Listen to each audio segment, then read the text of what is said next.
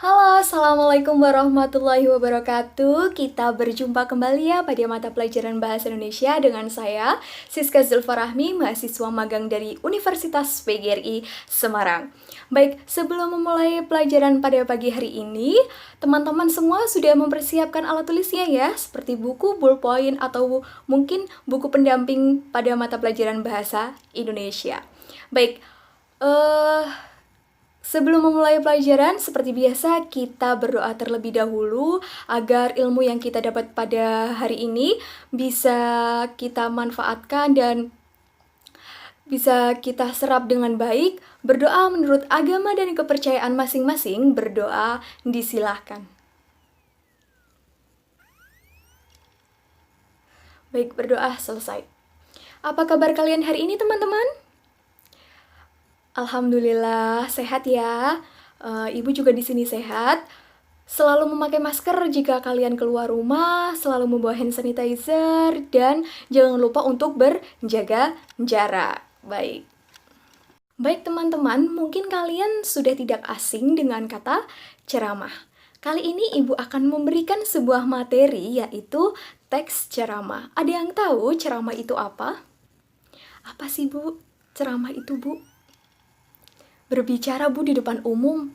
Iya, berbicara di depan umum. Kemudian, berbicaranya itu mengenai apa? Memberikan apa? Memberikan sebuah informasi, Bu. Benar. Kemudian, itu berbicaranya lewat langsung atau tidak langsung? Lewat langsung bisa, lewat tidak langsung juga bisa, Bu. Ya, benar memang.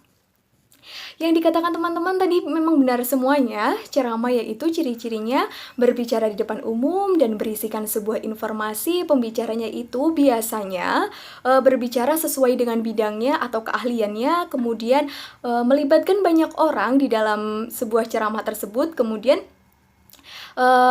ceramah itu dilakukan bisa secara langsung maupun tidak langsung. Nah, pasti teman-teman sudah tidak asing lagi ya dengan ceramah. Nah, seperti Ibu ini ceramah menjelaskan mengenai sebuah materi dari bahasa Indonesia. Nah, ini termasuknya sebuah ceramah.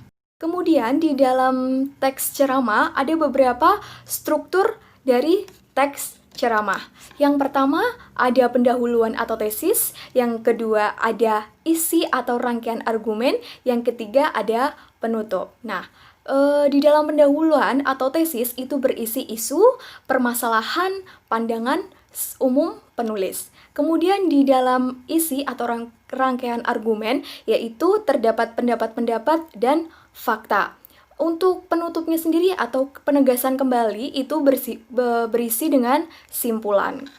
Tadi sudah dijelaskan mengenai struktur dari teks ceramah.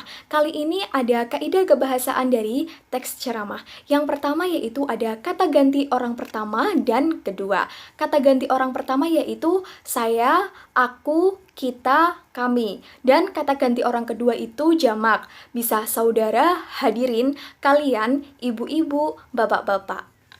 Baik, untuk kaidah kebahasaan yang kedua yaitu ada kata teknis atau peristilahan sesuai topik ceramah. Contohnya dari pencegahan COVID-19, istilah-istilahnya seperti PSBB, PHBS, social distancing, dan physical distancing. Itu termasuk dari kata teknis atau peristilahan di sesuai topik ceramah.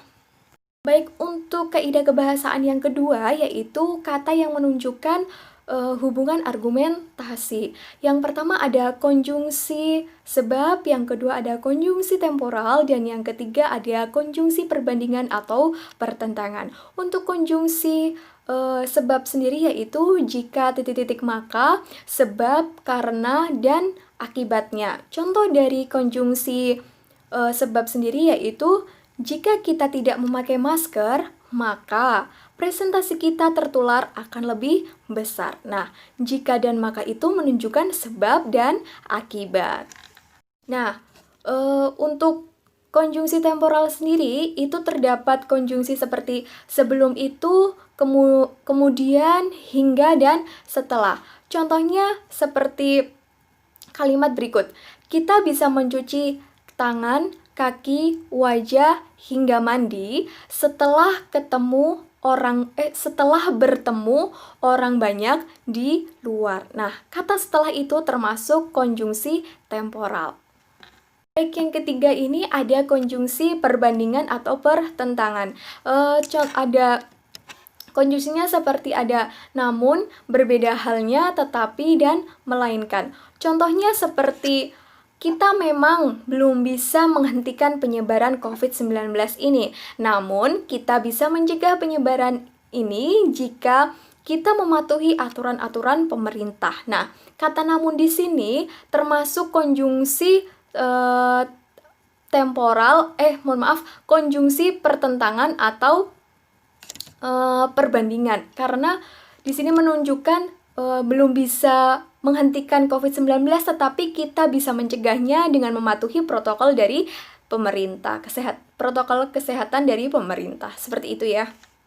Nah, yang keempat itu ada menggunakan kata kerja mental. Kata kerja mental itu mengekspresikan respon terhadap suatu tindakan, seperti yang diharapkan, berpendapat, mengagumkan, berasumsi, memperhatikan. Contoh kalimatnya seperti, saya berasumsi bahwa kesadaran masyarakat terkait bahaya COVID-19 masih minim. Itu termasuk dari menggunakan kata kerja mental. Nah, kaidah kebahasaan yang terakhir yaitu menggunakan kata persuasif atau ajakan. Kita mengajak atau membujuk atau mempengaruhi. Seperti hendaklah, sebaiknya, perlu. Nah, contoh dari kalimatnya seperti ini. Melihat bahaya COVID-19, hendaklah kita senantiasa menjaga kesehatan dan mematuhi protokol kesehatan. Nah, ini kita membujuk para masyarakat untuk menjaga kesehatan tubuh dan selalu mematuhi protokol kesehatan. Baik, tadi Ibu sudah menjelaskan 5 kaidah kebahasaan pada teks ceramah. Apakah sampai sini teman-teman ada yang belum paham atau ada yang ingin ditanyakan? Langsung saja ditanyakan. Apabila tidak ada pertanyaan, nanti Ibu akan akhiri pembelajaran pada hari ini.